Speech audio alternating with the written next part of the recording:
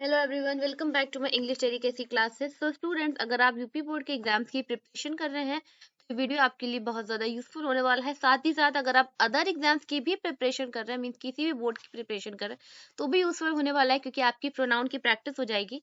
सो इस वीडियो में मैं आपको उन क्वेश्चन की प्रैक्टिस कराऊंगी जो पिछले कुछ सालों में आ चुकी है एरर के फॉर्म में।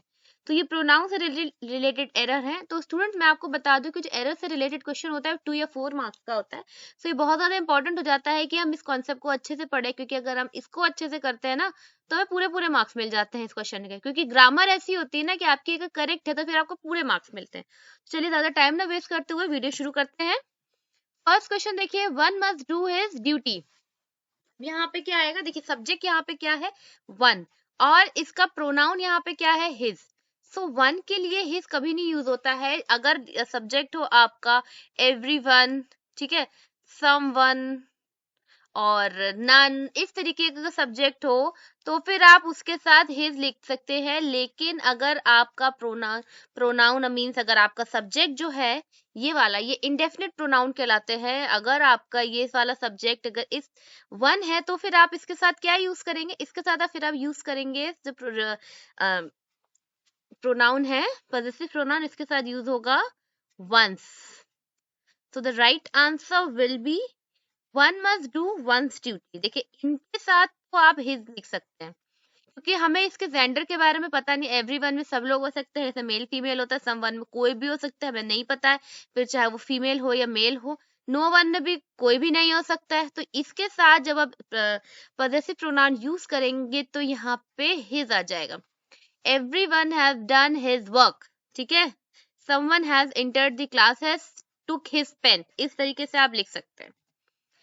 ये आपको समझ में आया होगा। अब नेक्स्ट देखिए, I you and he went to Delhi.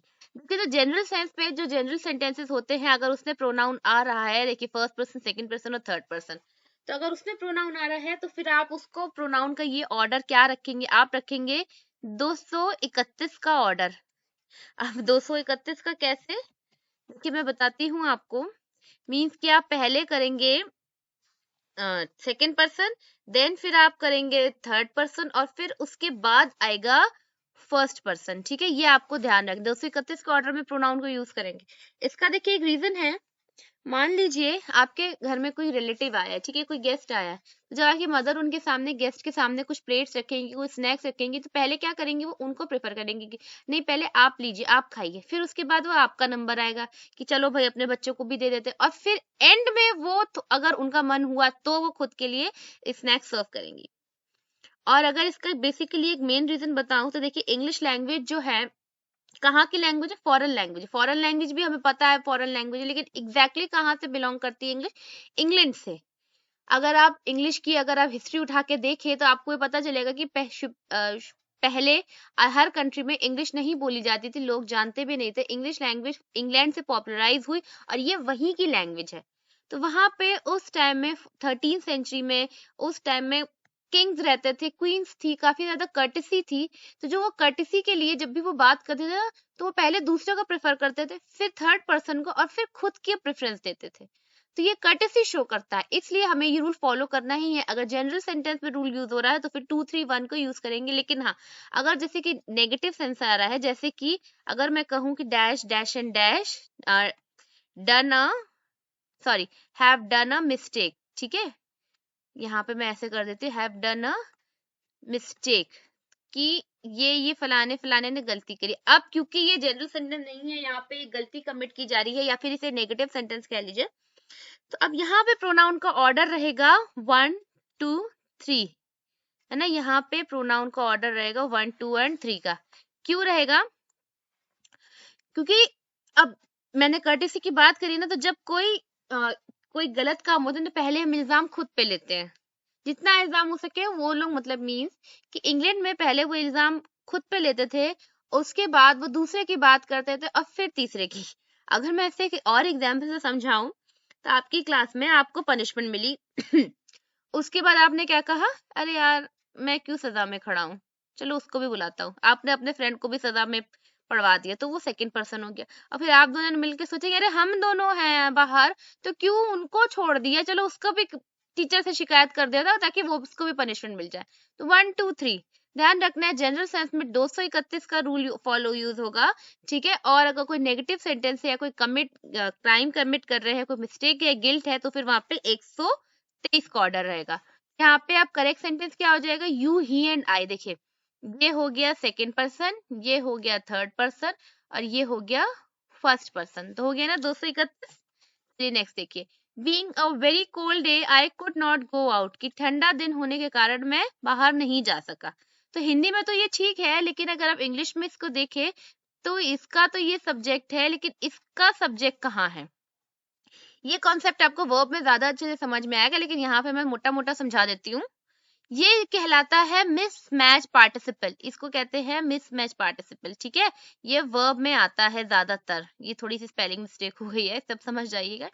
तो ये मिसमैच पार्टिसिपल कहलाता है।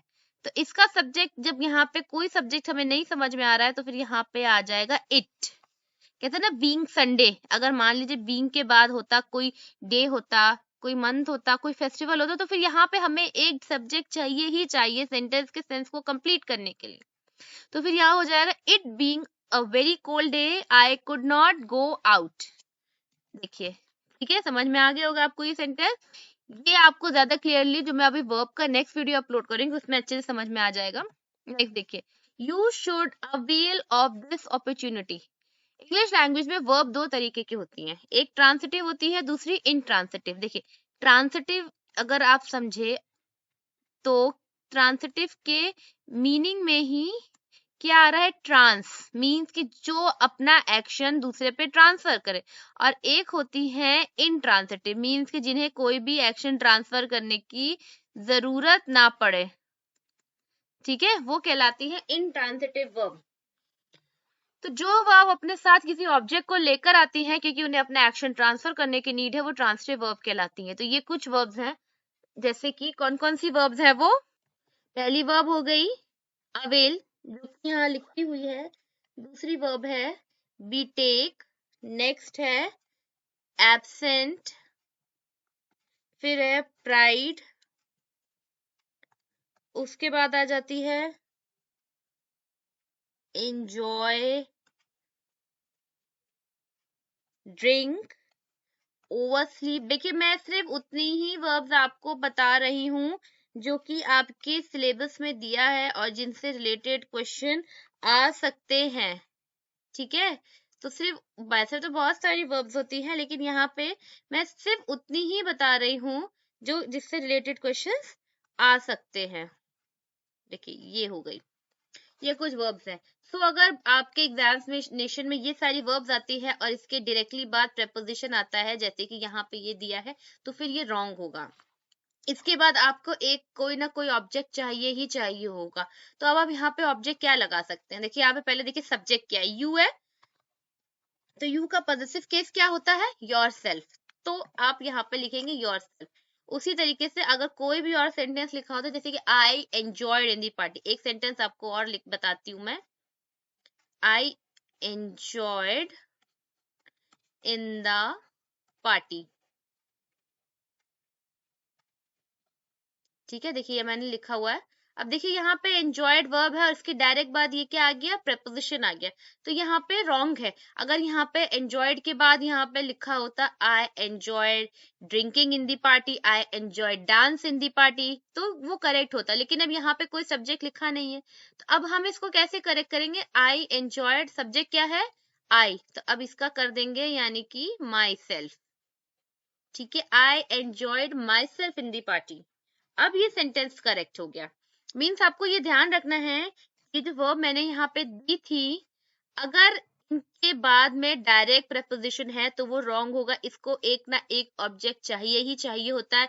अगर इनके बाद कोई नाउन लिखा है तो वो करेक्ट है, लेकिन अगर कोई नाउन नहीं लिखा है तो फिर जो सब्जेक्ट होगा उसी का आप नाउन, उसी का आप एक प्रोनाउन बना के एक रिफ्लेक्सिव प्रोनाउन वहां पे लिख देंगे, ठीक है। नेक्स्ट देखिए, अच्छा it is me who did it.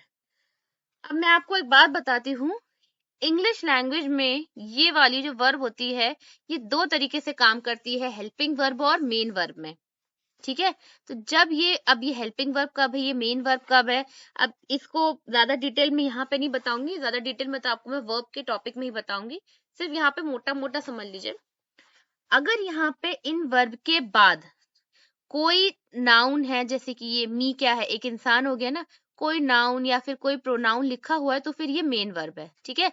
तो अब इज एम आर, देखिए is am are was were, ठीक है।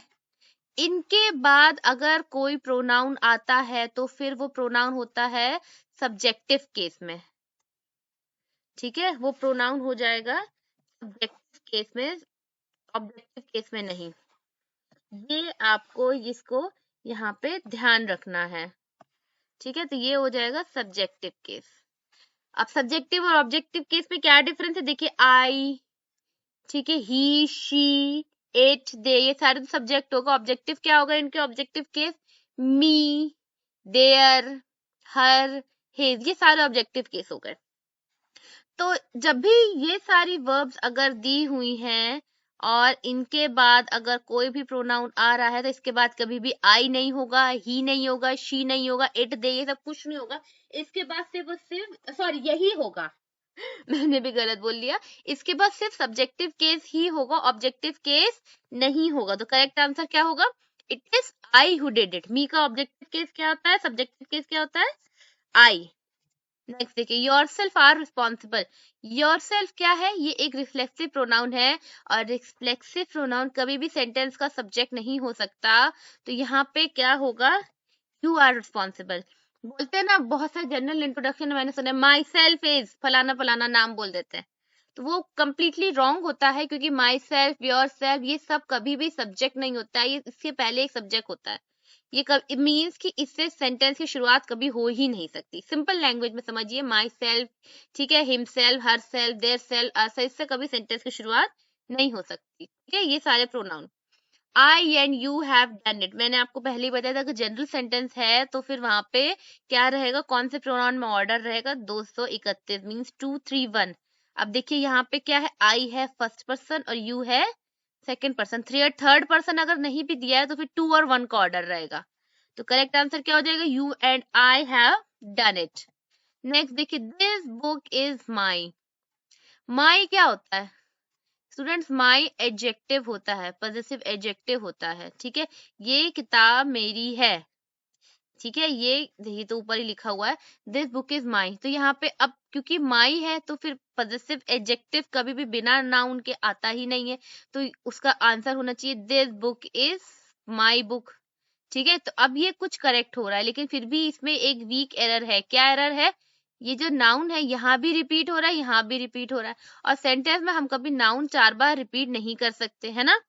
तो अब इसका मतलब हो जाएगा यहाँ पे माइन, ये होता है पॉसेसिव प्रोनाउन, ठीक है। Mine, this book is mine.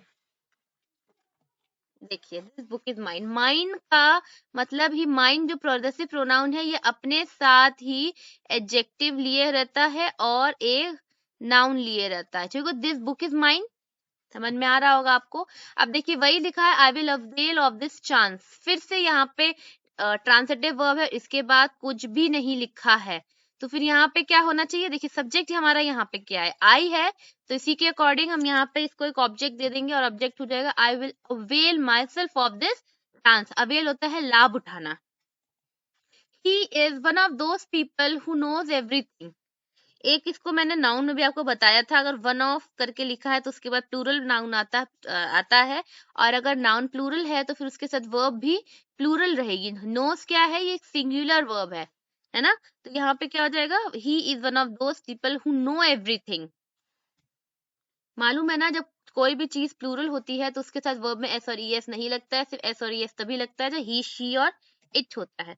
और यहाँ पे जो सब नोज है ये इसके लिए यूज हो रहा है। फिर से समझते हैं इसको। देखिए ये जो हु है, ठीक है, इसको समझने की कोशिश करते हैं ठीक से। ये जो हु है, अगर आपका हु लिखा हुआ है, अगर हु लिखा है तो ये क्या करता है, सेंटेंस के दो पार्ट को रिलेट करता है। मीन्स कि ये एक रिलेटिव प्रोनाउन है, दो सेंटेंसेस को जोड़ता है। तो हु से पहले, हु से पहले जो सब्जेक्ट लिखा है क्या है, दोज पीपल। ये हु से पहले जो सब्जेक्ट लिखा है, जो प्रोनाउन जो आती है, मीन्स की जो वर्ब आती है वो उसी के अकॉर्डिंग आती है, उसी के अकॉर्डिंग होती है। देखिए इसी के अकॉर्डिंग वर्ब रहेगी, दोज पीपल है तो अब दोज पीपल क्या है, ये तो प्लूरल हो गया। अब प्लूरल के साथ जो वर्ब लगती है उसमें कभी भी एस या ईएस नहीं लगता है, इसलिए यहाँ पे आंसर हु नो आ गया। देखिए क्या है, it is not me who is in love with you. सबसे पहली बात तो देखिए यहाँ पे दो एरर है, कैसे, इस दिया है और इसके साथ क्या आया है, ऑब्जेक्टिव केस, तो यहाँ तो ऑब्जेक्टिव केस होएगा ही नहीं, आई होगा। और दूसरा मैंने अभी आपको बताया कि हु से पहले जो भी वर्ड होता है ये एंटीसीडेंट कहलाता है, जो भी सब्जेक्ट होगा, मीन्स की जो भी नाउन प्रोनाउन होगा उसी के अकॉर्डिंग यहाँ पे वर्ब आएगी। अब आई है तो आई के साथ इस तो कभी यूज होता नहीं है, तो यहाँ पे आई के साथ एम यूज होगा। ही, यहाँ पे लिखा नहीं, इसको मैं कर देती हूँ, it is not I who M in love with you. ठीक है, नेक्स्ट देखिए, दिस बुक इज माइन, वही सेंटेंस है, दिस बुक इज माइन, अभी मैंने बताया था। What is it which troubles you so much, कि वो क्या है कि जो तुम्हें इतना ज्यादा परेशान कर रहा है। तो ये कैसे करेंगे, देखिए ये बहुत इजी है, मैं आपको कुछ एग्जांपल्स देती हूँ। अगर लिखा हुआ है, यहाँ लिखती हूँ, अगर लिखा है द सेम, द लिटिल, यहाँ पे मैं लिख रही हूँ, आप नोट कर लीजिएगा इसको। अगर स्टूडेंट्स आप चाहते हैं कि मैं इसका एक डिटेल वीडियो बना दूं तो आप मुझे जरूर कमेंट सेक्शन में बताइएगा, फिर मैं आपको एक प्रोनाउन पे एक डिटेल वीडियो बना दूंगी। वैसे तो क्योंकि टाइम कम है और कुछ बच्चों के बोर्ड के एग्जाम्स आने वाले हैं और कुछ के प्री बोर्ड चल रहे हैं या फिर होने वाले हैं, इसलिए मैंने यहाँ पे एक शॉर्ट में समझाया है। फिलहाल मैंने ऐसी कोशिश करी है कि इसी एक प्रैक्टिस में मैं सारे एग्जाम्पल ले लूं, लेकिन फिर भी अगर आप चाहते हैं कि आपको एक डिटेल वीडियो मिल जाए तो आप मुझे जरूर से कमेंट सेक्शन में बता दें। सुपरलेटिव डिग्री, ठीक है, ओनली, अब ये मैं क्यों लिख रही हूँ अभी मैं आपको बताती हूँ, एनीबडी, या फिर ऑल, या फिर समथिंग। थोड़ी सी राइटिंग गंदी हो रही है इसलिए मैं रीड करती जा रही हूँ ताकि आप समझ सके। Anything, everything. तो ये सारा जो अगर लिखा हुआ है तो उसमें जो भी रिलेटिव प्रोनाउन आता है वो फिर यूज क्या होगा, वो होगा, और फिर यहाँ पे व्हाट, मीन्स अगर व्हाट अगर सब्जेक्ट है तो इस तरीके से मैं जो रिलेटिव प्रोनाउन वो क्या यूज होगा, वो यूज होगा that, what is it that troubles you so much. समझ में आ गया। तो ये तो मैंने सारे एग्जाम्पल दे दिए, लेकिन यहाँ अगर यहाँ पे लिखा होता है she is the same girl, ठीक है, दैट, फिर वहां पे गर्ल लिखे हु नहीं आता, फिर वहां पे दैट आता, ठीक है, this is the best book that I bought, superlative degree का एग्जाम्पल हो गया, ठीक है। All that glitters are not gold, समझ में आ रहा होगा आपको, अगर वहां पे इस तरीके से दिया है तो फिर वहां पे आप दैट लिखेंगे। हुम बुक इज दिस, यहाँ पे हुम नहीं आएगा, ये पूछा जा रहा है सेंटेंस कि ये किसकी किताब है, तो ये एक पोजीशन बता रहा है, और जहां पोजीशन पूछना हो कि फलानी चीज ये चीज किसकी है तो फिर वहां पे यूज होता है whose। Correct answer will B whose book is this। Next देखिए, none of the two sisters is married। अब देखिए नन जो है ना नेगेटिव सेंस में यूज होता है और नीदर भी नेगेटिव सेंस में यूज होता है, लेकिन ये यूज होता है मोर देन 2 पर्सन, ये यूज होगा मोर देन 2 पर्सन। अब क्योंकि यहाँ पे 2 सिस्टर्स की बात हो रही है तो फिर यहाँ पे यूज होना चाहिए neither, neither of the 2 sisters is married, कि दोनों में से कोई भी सिस्टर जो है वो मैरिड हो सकती है, ठीक है, मतलब ये इधर एक चॉइस बताता है, ये ध्यान रखिए कि दोनों में से कोई एक, मीन्स दो में से एक, ये एक चॉइस बताता है। और जो नन है वो अगर यहाँ पे दिया होता 3 सिस्टर्स तो फिर ये नन करेक्ट होता। नेक्स्ट देखिए, one should take care of his health, तो वही फर्स्ट क्वेश्चन है जैसा है जो कि मैंने आपको बताया था, अगर वन है तो फिर उसके लिए हिज यूज नहीं होगा, उसके लिए यूज होगा one's health, one should take care of one's health. Next देखते हैं, let you and I go there, you and I क्या होता है, लेट के बाद सिंपल यू एंड आई का मिलके अस होता है लेट अस गो देयर, ठीक है। लेकिन अगर आप चाहे तो इसको ऐसे भी लिख सकते थे, let you and I go there, correct तो है लेकिन लेटस ही आता, ठीक है। I who are friend will help you, ये सेंटेंस कुछ मुझे यहाँ पे योर जरूर होगा, देखिए यहाँ पे योर होगा, I who are your friend will help you. मैंने आपको बताया था कि अगर हु है, हु से पहले जो सब्जेक्ट आ रहा है यहाँ पे वर्ब उसी के अकॉर्डिंग आएगी, तो आई के लिए यूज होता है एम, तो करेक्ट आंसर होगा I who am your friend will help you. Next देखिए, we enjoyed in the fair, मैंने आपको अभी बताया था कि जो ये कुछ वर्ब्स आपको मैंने नोट भी कराई थी, अगर अगर उनके बाद डायरेक्ट प्रेपोजिशन है तो फिर वो रॉन्ग होगा, उन्हें अपना मीनिंग कंप्लीट करने के लिए एक ऑब्जेक्ट चाहिए होगा। अब यहाँ पे क्या ऑब्जेक्ट लिखिए, तो यहाँ पे होगा our self, we enjoyed our self in the fair, ठीक है। नेक्स्ट देखिए, he and my took dinner, my self took dinner, he क्या होता है स्टूडेंट्स, ही तो एक सब्जेक्ट है, ठीक है। ये ही कौन सा सब्जेक्ट है, ये एक पर्सनल प्रोनाउन हो गया, और माई सेल्फ क्या है, ये रिफ्लेक्सिव प्रोनाउन हो गया। तो जब भी दो प्रोनाउन एंड से जुड़े होते हैं ना, या तो ये दोनों ही रिफ्लेक्सिव होते हैं या तो ये दोनों ही पर्सनल होते हैं, लेकिन तो यहाँ पे क्या आएगा, ही एंड आई डिनर, कि उसने और मैंने डिनर किया, ठीक है। Neither of the two boys are good, देखिए ईदर, नीदर लिखा हुआ है, नन और ईच, इन चारों के साथ जो भी वर्ब यूज होती है वो यूज होती है सिंगुलर वर्ब, ठीक है।